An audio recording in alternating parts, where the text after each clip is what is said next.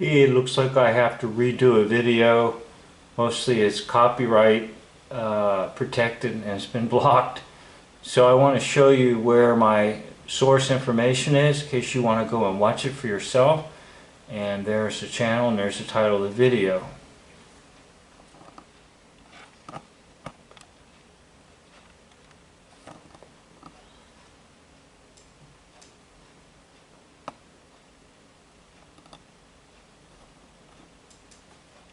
I looked her over. Every woman has instincts about these things. And for Vicky, that's when the horror began.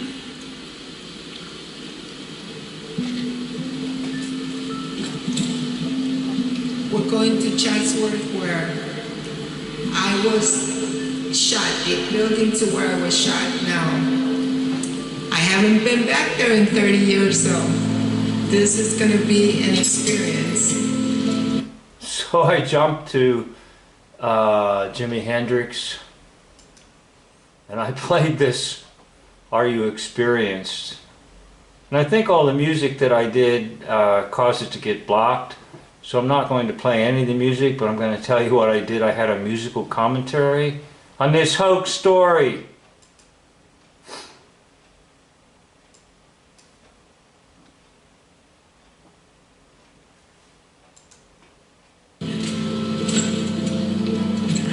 I was living in Hollywood, California. Where? Hollywood, California? Isn't that where they make movies? Could this be another movie? With my son, who was 18 months old, and I needed to work. I had just been laid off from a job, and I went to an employment agency where they sent me to a secretarial position that had been advertised as a wonderful position with great benefits.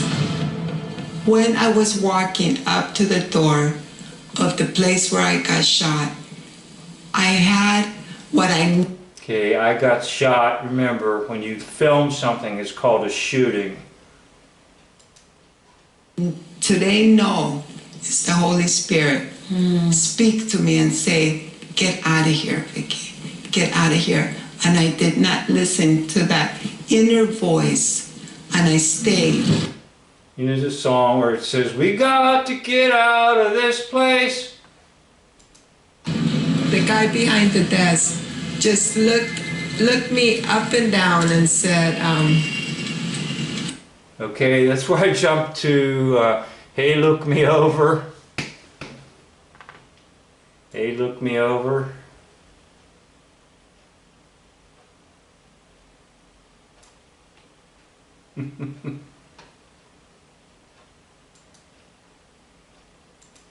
are you here for the interview? I tell you, that was He can't control himself because we're going to see some bursting Snickers. And here's a bursting Snickers, not as good as another one that's forthcoming.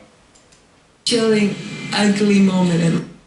There you see it right there. Really an ugly moment. I have to look away because you can't stand it. You know, it's a bunch of bull. My life. I felt completely naked in front of him. Oh. And I knew that he was checking me out. I felt it. As a woman, you know these things. I remember the look, and I remember the way he smelled. I remember the way he smelled. So he smelled so good, she's going to follow him in to his office for the interview. He had a very strong body odor. So he said, let's go to my office. And I walked in front of him. So let's go into the office. I got a very strong body odor. No, I want to get out of here and get away from you. You stink so badly. And as we got halfway down the warehouse, he grabbed me from behind. He threw me against the wall. And I was so shocked. Oh, looky! It's time for a Snickers bar! I was so shocked. I'm laughing about the guy that threw me against the wall, pulled out a gun, put a bullet in my back and severed my spine, and I was bleeding to death. But I want to come back to the spot where that happened because I'm having fun with my life story. It was the last thing I ever expected. That I was like, what in the world is going on? Okay, that's where I went to Buffalo Springfield. There's something happening here. There's a man with a gun. Okay, I'm not going to play the songs because I think that's why I got my video blocked. What is going on here? Right in here. This is where I came in.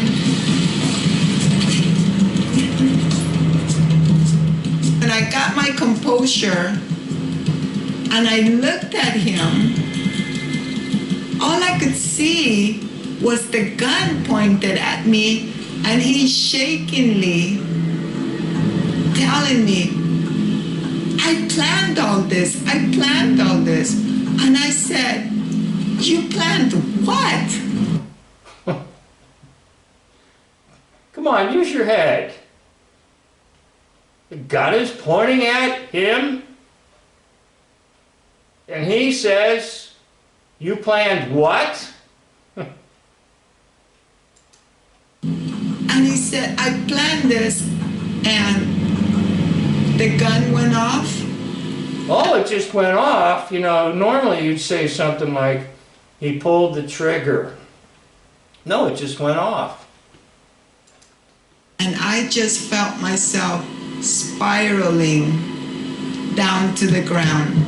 The first time that I sensed I could move was when just after I was shot, because my attacker tried to lift me up off the floor and he couldn't get me up and I couldn't. So let's pretend you are the attacker and let's pretend that you just shot someone.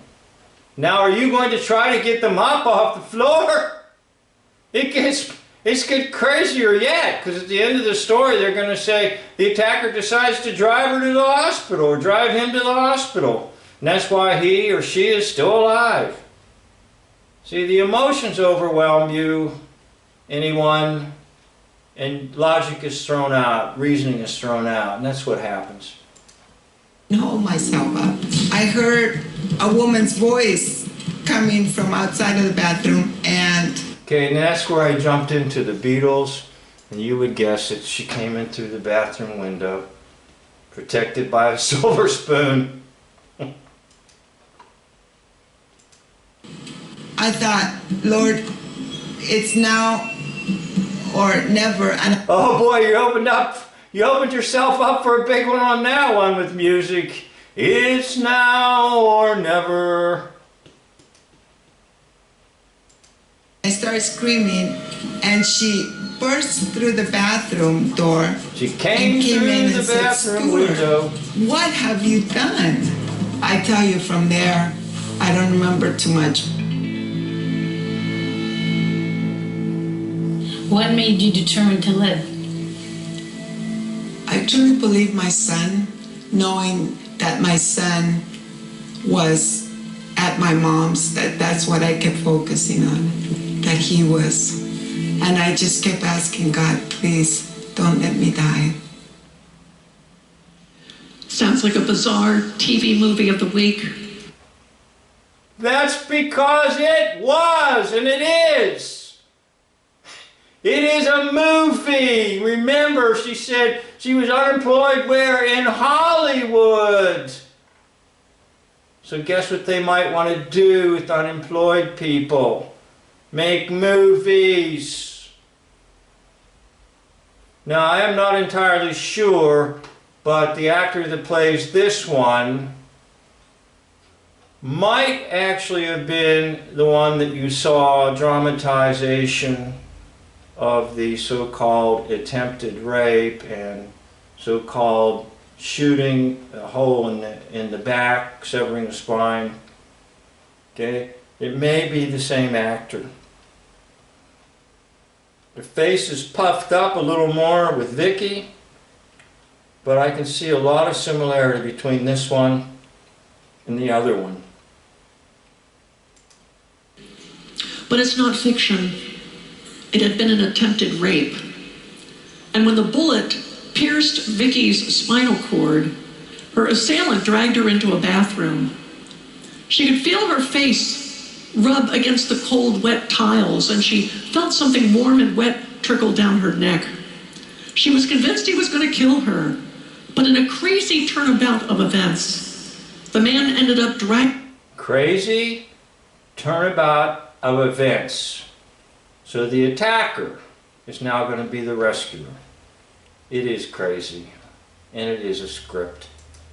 Taking her into his car and dumped her off at a nearby hospital. And then he fled. Vicky told the whole story to a policewoman who happened to be there in the emergency room. Happened to be there. Just happened to be there. But nobody believed her. That is until they went back to the warehouse and they found her purse and her blood and a gun in the trash can. Right. Somebody that uses a gun and shoots somebody is going to put it in the trash can. Right. Well, anyhow, you can see the purpose of all this is, first of all, to overwhelm you with emotion so that you have no ability to think logically, reason, use critical thinking. I did some videos on the science of fear, and basically in that book he talked about two systems we have. And one is the thought process. It should be dominated by logic and reason, and the other is the emotions. Now, what happens with viewing in any situation, television, videos, movies, emotion takes over. It overrides logical thinking. It overrides thought processes so that the emotion dominates, controls, and end of story. Well, anyhow, the next step is to then open up some type of a fund or create some type of an organization and then allow the public to dump in their support. And by that I mean not only their emotional, spiritual support, but their financial support. And the money just comes rolling in. Rolling in! Well, anyhow, these are the kinds of lies that allow for people who know how to lie and use the father of lies to build up their fortunes. I'd like to encourage you not to believe these liars. And then I'd like to encourage you to believe the one who is only trustworthy. The true Holy Spirit. The Spirit of truth. Not the one mentioned by Vicky. Because there's a counterfeit called a lying spirit. The spirit of error. And that spirit will deceive. Because the devil is the father of deception. But the true Holy Spirit gives you truth. I'd like to thank you for watching. End of video.